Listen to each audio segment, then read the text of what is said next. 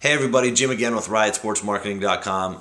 Talk about the return on investment of social media and how you can turn that into real cash. Basically, a new source of funding for your program. And I'm not talking about your typical fundraising thing. So bear with me here. So many people ask me about the return on investment that they're going to get from having Facebook and putting effort into growing their email newsletter list and connecting their fans and building a fan base. What's the return on investment of all this stuff? Because I've got more important things to do today. That's understandable. So the quick response is, well, what's the return on investment of all those other million little things that you're doing? What's the return on investment of creating the schedule card and the posters and and all the million other little things that you do to market your program, but all the other tasks that you do otherwise too. And so right now what we're talking about is fan raising. What's the return on your investment of fan raising?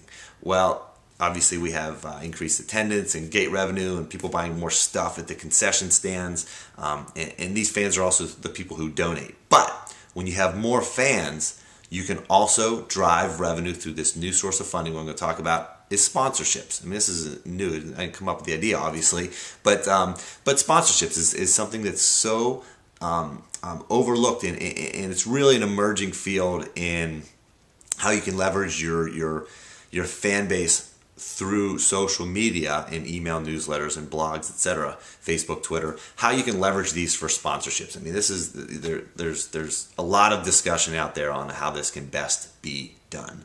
But it's being done. It's being done right now. When you think of local communities, the rallying point of local communities is sports teams, college sports teams, high school sports teams. Communities rally around them, and businesses want to be associated with the local sports teams. And think about what you could do if you could mention your sponsors, your businesses that are already associated, or maybe that you want to get associated with your program. What if you could mention them on Facebook? What if you could share a link to their website on Twitter, or do a video interview and post it into your email newsletter? What kind of value would that add for your current sponsors or sponsors that you want to solicit? Let's look at it in a real example. USA Track and Field is hosting the Indoor National Track and Field Championships, sponsored by BMW. And anytime they post information on the USA Track and Field website, which has 60,000 fans, they talk about the BMW National Track and Field Championships. BMW is mentioned every time. And do you think that is part of the sponsorship package? Absolutely. I'm sure it is. Because that is a major place where BMW can build their brand. So the stronger that Facebook community, the more value there is for that sponsor.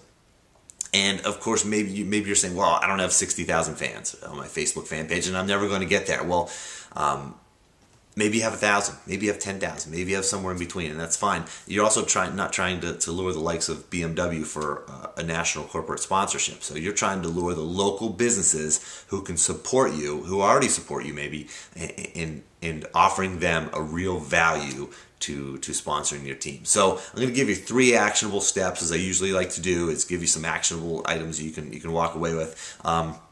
Maximize your Facebook fan page by, on the bottom left-hand side of your Facebook fan page, there's a little button, it's a little link, it says share. Ask, or better yet, require all of your athletes to go to your Facebook fan page, click on share, click that share button, and share your page, not only on their wall, on their news feed, but also as a message. So if they share it in 2 different ways with all of their friends and fans, all their friends on Facebook, then you're going to get a lot more Facebook fans right away to your page. Number 2, maximize your email list. So ask all of your athletes to collect, I don't know, pick a number, 20 email addresses of friends and family who agree to receive your email newsletter, people who want to receive your news. And so grow your email list like that. That's one of the ways you can grow your email list. And then third and finally, now that you have, once you do step 1 and step 2, you're going to probably have another 1,000 or more fans and followers and email newsletter subscribers. Now you can go to your new and existing sponsors and tell them the value that they'll get from either additional sponsorship dollars or keeping their sponsorship that they currently level that they currently have now. Through publicly, you can publicly thank them on your social media sites. You can do a video interview with them at their place of business, talking about their business and why they chose to sponsor your team. You can give them event sponsorship and then as you talk about that event on Facebook and Twitter and your email newsletter, you can mention that business every chance you get. So add value to your sponsorships through growing your fan base. This is called fundraising through fan raising. Good luck.